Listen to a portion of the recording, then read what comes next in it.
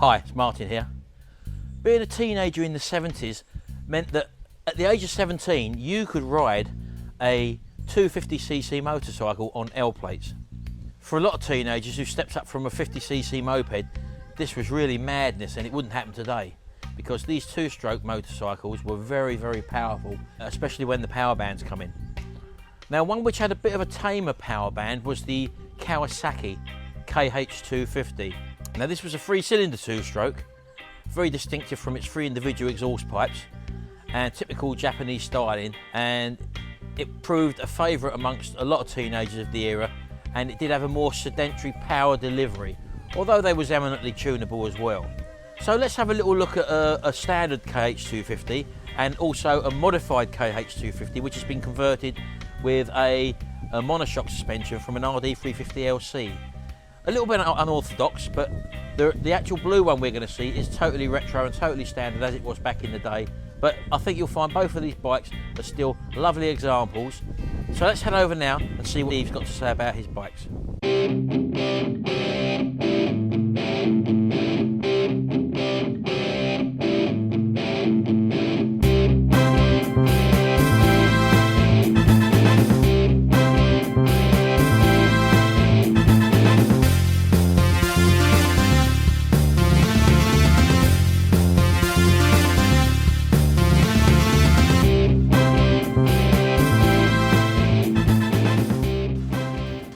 What model have we got here then? It's KH250B2, 1977. Right, so you had obviously the B1 before that, the model before that, Yeah. and then it wasn't the KH. What was the models before that? The S1. That was the S1, was it? There's a S1A, S1B, S1C. You actually restored this one then? I did it myself. Yeah, and what sort of condition would this have been in when you got it? Well, it had been stood in a garden for 10 years.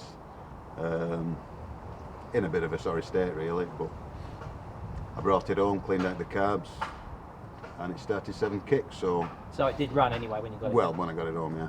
Yeah. And within the day I had it in bits and started the restoration.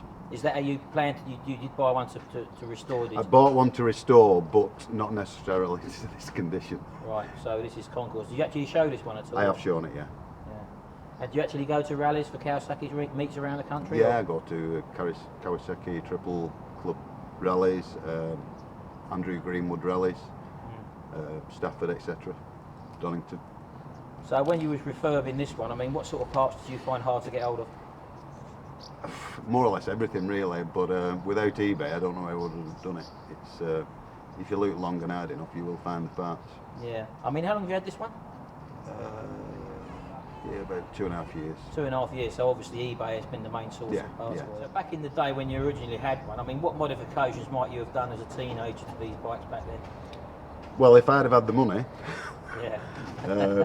Obviously you go for expansion pipes, you take the back mudguard off, take the centre stand off. The Dyson kits were, for me, a bit ugly. The FLF kits were quite nice. Yeah.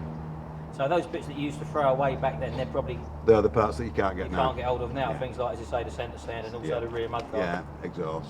So I mean, this looks pristine, to be honest with you. I mean, what actually did you have done to it? I know you obviously stripped it right away down. You've obviously either stove enameled or.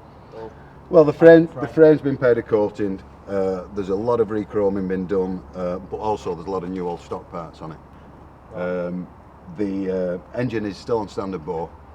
Really? Never been touched. It's got new piston rings on, and that's it really. So how many miles has this one done then?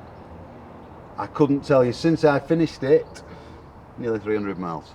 Right, and that's in 2 years? Yeah. Really? Yeah. So that only sees sort of high... Well, shows and whatever, but the thing is I've spent so much money on it, I didn't want to use it, which is where it started taking over my life and I started building bikes. So from getting it as a wreck to the stage it is now, how much do you reckon that's cost you? I wouldn't like to say. In case my wife sees the... Right, okay then, Si. Let's hear one of these things start up again.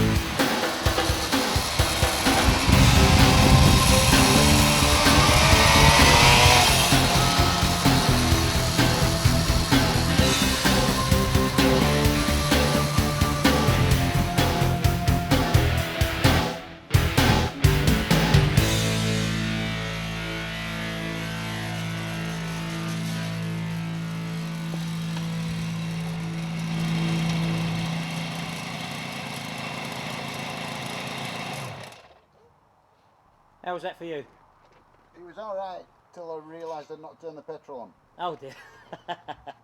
Right, well what we got here, Simon, this ain't standard, is it? This is a KH250 B5, one of the last they made, with an LC 250, maybe 350 swinging arm conversion. Right, did you buy this like this, or? The conversion had been done and it came with an FLF body kit. It was a bit of a sorry state. The frame was white, it had odd wheels on. Didn't think much of the body kit, so I thought I'd put it back to as original as possible, but with the monoshock intact. Yeah. So you've actually, I mean, this has actually won the competition, hasn't it, recently? Yeah, it won best non-standard S-Series at the Kawasaki Triples Rally. Right, I mean, obviously, I mean, this one's been refurbed to a high standard as well. You obviously, as you say, you've shown this one. What's the benefits of probably having a bike which is non-standard? I mean, as compared to doing a bike up to Concours condition. Well, if you're doing it as a special, for me, it's an easier option and a cheaper option because you're not searching for the genuine parts. Because obviously this isn't taken into consideration when it's being judged. So I mean, non-standard parts, what I can see, obviously you've got the microns that you've got on there. You've got the K&N air filters. You've obviously got the monoshock conversion.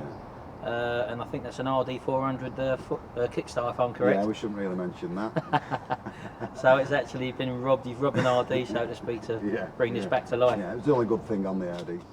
So those microns you've got on there, I mean, you've obviously got the K&Ns there. I mean, do you have to play about with the carburation to get them running properly? I'm still having trouble with the jetting on it. I must admit, I'm no mechanic. I just like bolting shiny bits together. But I think I will need to rejet it with the K&Ns and the microns.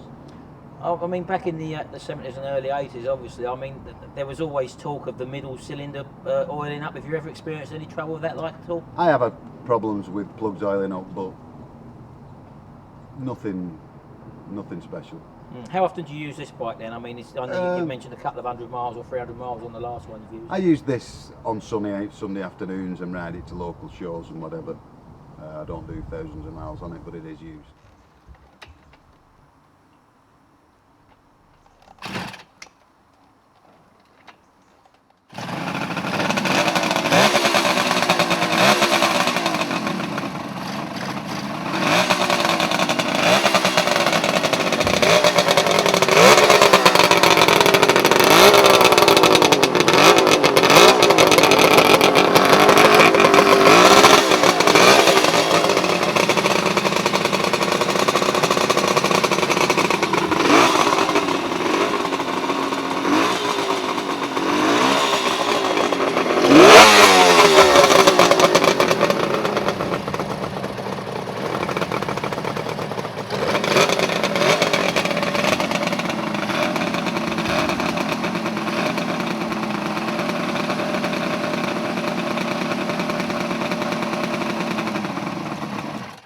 That sounds lovely, Simon, doesn't it?